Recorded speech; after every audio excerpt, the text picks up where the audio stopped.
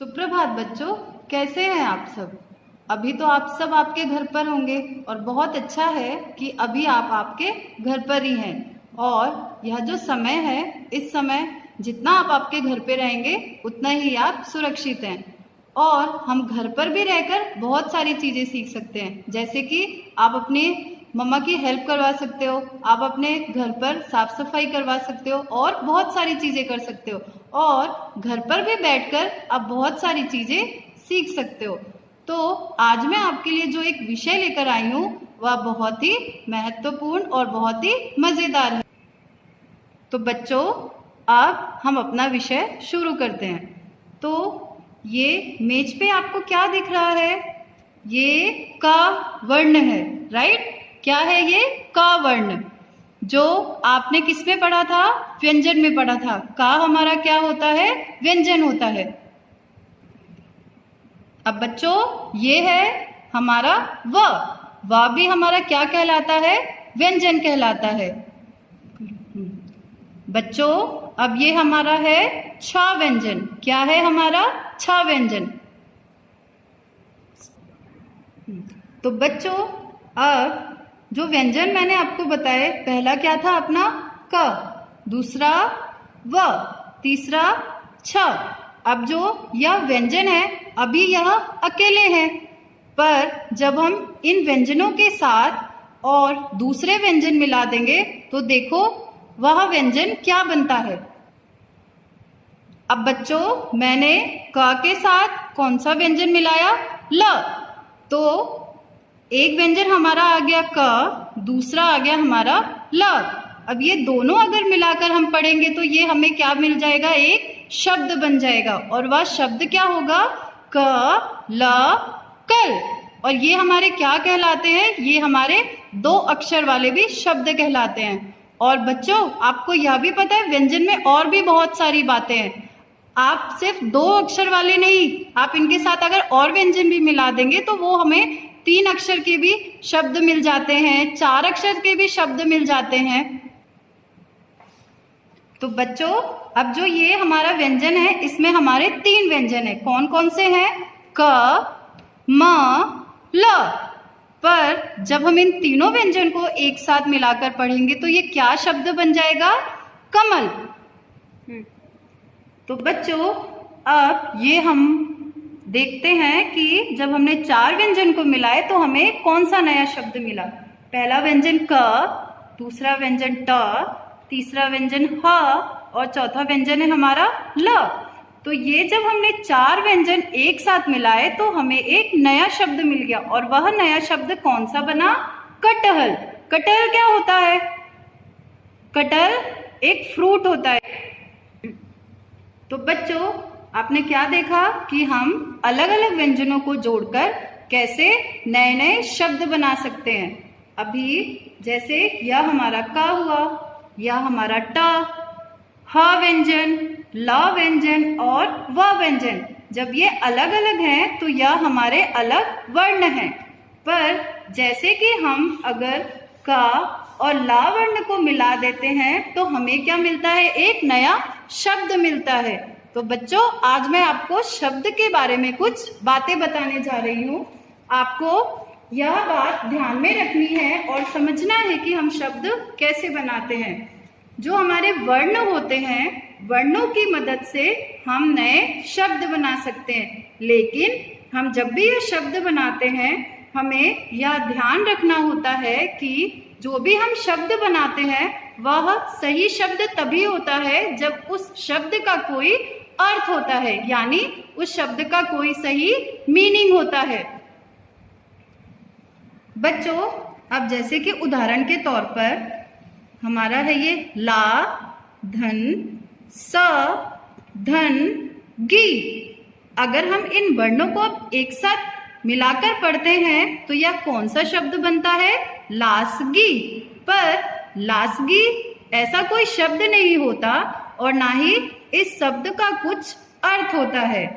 और उदाहरण के तौर पर ड़ी, धन, घ। जब हमने इन वर्णों को मिलाया तो हमें क्या शब्द मिला? ऋग। और ऋग वर्ग कोई अर्थ नहीं होता। तो बच्चों, जो मैंने आपको लासगी अर्थ बोला था उसका कोई अर्थ नहीं होता है। वह जो शब्द है वह गलत शब्द है। वह सही शब्द जब हम बनाएंगे तो वह सही शब्द क्या बनेगा? गिलास, गिलास। और जो हमारा दूसरा शब्द था हमें क्या मिला था? रीग, पर वह रीग नहीं है, वह क्या था? घड़ी। देखा बच्चों आपने? तो गिलास का अर्थ क्या होता है? एक वस्तु हम जिसमें पानी पीते हैं। और घड़ी क्या होती है? जो हमें समय बताती है। अब ये जो दोनों उदाहरण मैंने आपको समझाए उसे देखकर अब आप अच्छी तरह समझ गए होंगे कि शब्द को लिखते समय वर्णों को सही जगह प्रयोग करना बहुत ही जरूरी है, तभी वह सही शब्द कहलाएगा। बच्चों, आपको यह बात बहुत ध्यान रखनी है कि हमारे वर्णों के सही मेल से ही सही शब्द बनते हैं। अर्थात जब हम वर्णों को सही क्रम में लिखते हैं तभी वह हमें सही शब्द मिलता है। तो बच्चों, आपने क्या सीखा कि हम वर्णों के मेल से शब्द कैसे बनाते हैं, और सही शब्द बनाना भी बहुत आवश्यक होता है, क्योंकि सही शब्द के बिना उस शब्द का कोई अर्थ नहीं होता। बच्चों, अभी तक शब्द में मैंने आपको क्या सिखाया था कि हम वर्णों को जोड़कर 2, 3 या 4 अक्षर के भी शब्द बना सकते हैं। और इसकी एक विशेषता और भी है, जो आपने मात्राएं सीखी है, हम मात्राओं का भी इस्तेमाल करके शब्दों को नया रूप दे सकते हैं। जैसे कि यह कौन सा शब्द है? फ, ल। जब हमने फ और ला व्यंजन को मिलाया तो हमें कौन सा शब्द मिला? फल। पर अगर मैं फा पे बड़ा ऊ की मात्रा लगाती हूँ तो हमें कौन सा नया शब्द मिलेगा? फूल। तो देखा आपने बच्चों, अगर हम मात्राओं का भी इस्तेमाल करते हैं तो हम शब्दों को नया रूप दे सकते हैं। बच्चों, अब देखो, यह जो 2 व्यंजन आपके सामने रखे हैं, पहला कौन सा है? भ, और दूसरा कौन सा है? ला। पर जब हम इन्हें पढ़ते हैं, भ, ल, भल। भल ऐसा शब्द है जिसका कोई अर्थ नहीं होता, पर अगर हम इन्हीं व्यंजनों पे मात्रा लगा देते हैं तो हमें एक नया शब्द मिल जाता है। जैसा कि हमने लगाया भ पे आ की मात्रा और ला पे बड़ा ऊ की मात्रा, तो हमें कौन सा नया शब्द मिला? भालू। भालू हम सब जानते हैं।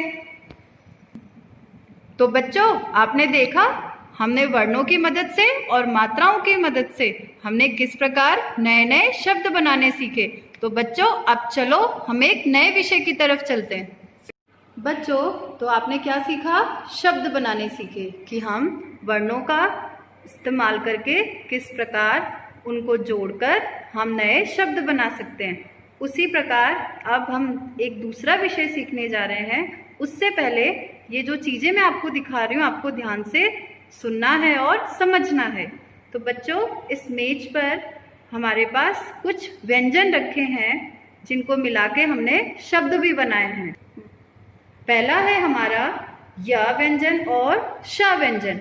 तो जब हमने या और शा को मिलाया तो हमें नया शब्द कौन सा मिला? यश। दूसरा है हमारा फा और ला व्यंजन।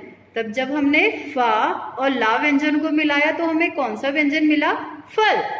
फिर हमारा तीसरा है खा व्यंजन, और उस पे हमने कौन सी मात्रा लगाई है? आ की मात्रा। तो ये हमें कौन सा नया शब्द मिला? खा। तो बच्चों, जब हमने इन दोनों वर्णों को या दोनों व्यंजनों को एक दूसरे से मिलाया तो हमें क्या मिले? नए शब्द मिले। तो अब जब हम इन शब्दों को मिलाते हैं तो देखते हैं हमें नया क्या मिलता है।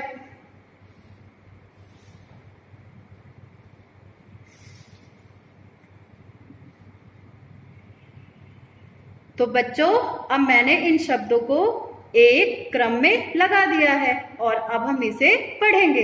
पहला है यश, फल, खा। यानी कि हमारे पास कितने शब्द आए? 3 शब्द आए, और हमने इन 3 शब्दों को क्रम में मिलाया तो हमें क्या मिल गया? एक नया वाक्य मिल गया, एक नया सेंटेंस मिल गया। तो बच्चों आपको यह बात ध्यान में रखनी है कि जिस तरह वर्णों के सही मेल से हम शब्द बनाते हैं, उसी तरह शब्दों के सही मेल से हमें वाक्य मिलते हैं। तो बच्चों यहाँ पे मैंने 2 वाक्य दिए हैं, पर वह एक जैसे ही वाक्य हैं। तो बच्चों जैसा कि पहले वाक्य में हमने कुछ शब्दों को लिखा है। हमारा पहला शब्द कौन सा है? बच्चे। दूसरा शब्द है खाना। तीसरा शब्द है मिलकर, रहे हैं और खा। पर बच्चों अगर आप इन सब शब्दों को मिलाते हैं तो आपको कौन सा वाक्य मिल रहा है? बच्चे खाना मिलकर रहे हैं खा। पर यह जो वाक्य आपने बनाया है या जो वाक्य हम बना रहे हैं, यह हमारा गलत वाक्य है। पर अब ध्यान देने वाली बात है कि जब आप इन्हीं शब्दों को सही जगह पर रखकर बनाएंगे तो हमें इन्हीं शब्दों से ही नया और सही वाक्य मिलेगा। तो बच्चों जब हम शब्दों को सही क्रम में रखेंगे तभी हमें सही वाक्य मिलेगा। तो बच्चे मिलकर खाना खा रहे हैं। अब जो यह वाक्य है यह एकदम सही वाक्य है। पर यह सही कैसे हुआ? यह सही इस तरह हुआ क्योंकि हमने इनके शब्दों को सही क्रम में रखा है। तो बच्चों आप जब भी कोई भी वाक्य बनाएंगे या कोई भी वाक्य लिखेंगे तो आपको शब्दों को सही क्रम में ही लिखना है और लिखते समय शब्दों पर ध्यान भी रखना है। तो बच्चों हमने आज क्या सीखा? हमने 2 चीज सीखी। पहला वर्णों से शब्द बनाना और दूसरा शब्दों से वाक्य बनाना। वाक्यों का सही प्रयोग करते हैं। और हम वाक्यों का प्रयोग कहाँ पे करते हैं? हम वाक्यों का प्रयोग आपस में बातचीत करने के लिए करते हैं। और जो ये हमारे वाक्य होते हैं वो ही हमारी भाषा बनती है। और भाषा में हमने क्या सीखा था? भाषा में हमने यह सीखा था कि भाषा ऐसा माध्यम है जिसके द्वारा हम अपनी बातों को, हम अपने भावों को एक दूसरे के साथ। तो बच्चों अब इस विषय को आपको ध्यान से समझना है और जो बातें मैं आपको बता रही हूँ वो 3 बातें आपको बहुत ध्यान में रखना है। पहली बात क्या सीखी थी हमने कि वर्णों के सही मेल से हम शब्द बनाते हैं। दूसरी बात, शब्दों के सही मेल से हम क्या बनाते हैं? वाक्य बनाते हैं। और वाक्यों के मेल से क्या बनती है? हमारी भाषा बनती है। बस।